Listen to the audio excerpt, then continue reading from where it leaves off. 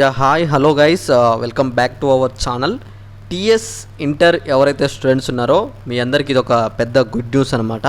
TS inter results సంబంధించి ఎవరైతే students అయితే వెయిట్ చేస్తున్నారో మీ అందరికైతే రిజల్ట్స్ అప్డేట్ వచ్చింది. అలానే మార్క్స్ యాడింగ్ విషయంలో టీఎస్బీఐ నుంచి అఫీషియల్ అప్డేట్ అయితే రావడం అయితే జరిగిందనమాట.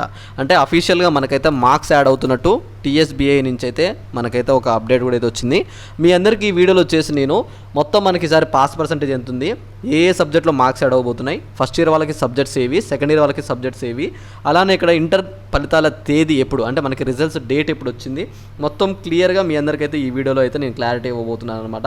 ఇక్కడ మీరు ఏం చేస్తారంటే ఈ వీడియో కింద టెలిగ్రామ్ గ్రూప్ లింక్ ఉంటుందన్నమాట. మీరు అందులో జాయిన్ అయితే అక్కడ మీకు ఏదైతే గ్రూప్ ఉందో ఆ గ్రూప్లో మీకు సబ్జెక్ట్ వైజ్గా, ఇప్పుడు ఫస్ట్ ఇయర్ వాళ్ళ సబ్జెక్ట్ వైజ్గా ఏ సబ్జెక్ట్లో ఎన్ని మార్క్స్ యాడ్ అవుతున్నాయి, సెకండ్ ఇయర్ వాళ్ళ సబ్జెక్ట్ వైజ్గా అక్కడ ఏ మార్క్స్ యాడ్ అవుతున్నాయి అని చెప్పేసి నేను క్లియర్గా ఆ గ్రూప్లో పెట్టాను అనమాట. మీరు అక్కడికి వెళ్ళి చెక్ చేసుకోండి. మీకు ఏమైనా డౌట్ ఉన్నా సరే నాకు అక్కడ మెసేజ్ చేయొచ్చు, నేను ఖచ్చితంగా అందరికి రిప్లై ఇస్తాను. కింద కామెంట్లో కూడా మీకు ఎన్ని మార్క్స్ అనేది మీరు ఎక్స్పెక్ట్ చేస్తున్నారు, అంటే మీకు ఇప్పుడు వచ్చే రిజల్ట్లో ఎన్ని మార్క్స్ వస్తాయి అనుకుంటున్నారని చెప్పేసి తప్పకుండా వీడియో కింద అయితే కామెంట్ చేయండి. అయితే ఇక్కడ చూసుకోవచ్చు, ఏప్రిల్ 12న ఇంటర్ ఫలితాలు మీ అందరికైతే ఈ అప్డేట్ అయితే ఇప్పుడే వచ్చిందనమాట. ఇంటర్ పరీక్షలు అయితే ఏప్రిల్ 12 అయితే మనకైతే విడుదల అవుతున్నట్టు చెప్పి ఒక అప్డేట్ అయితే ఇచ్చారనమాట. ఏప్రిల్ 12న ఏవైతే రిజల్ట్స్ ఉన్నాయో విడుదలయ్యే అవకాశాలు ఉన్నాయని చెప్పేసి అయితే మనకైతే ప్రభుత్వం చెప్తుంది. అయితే ఇక్కడ ఏమంటున్నారంటే ఏప్రిల్లో పరీక్షలు అయితే మనకి ఇక్కడ ఏవైతే రిజల్ట్స్ ఉన్నాయో ఇక్కడ 3వ తేదీ చూసుకోండి, ఇక్కడ 8, 10, 12 ఇక్కడైతే మనకి జేఈ మెయిన్స్ 8 వరకు ఉందనగా ఆ తర్వాత 12న విడుదల చేసే అవకాశాలు ఉన్నాయని చెప్పేసి చెప్తున్నారు అనమాట. ఇక్కడ చాలామందికి జేఈ మెయిన్స్ అయితే తెలుసు, అందరికీ సెక్షన్ 2 అయితే స్టార్ట్ అవుతుంది. అయితే ఆ సెక్షన్ 2 స్టార్ట్కి ముందే మనకైతే ఆ తర్వాత 12న రిజల్ట్స్ అయితే వస్తాయని చెప్పేసి చెప్తున్నారు అనమాట.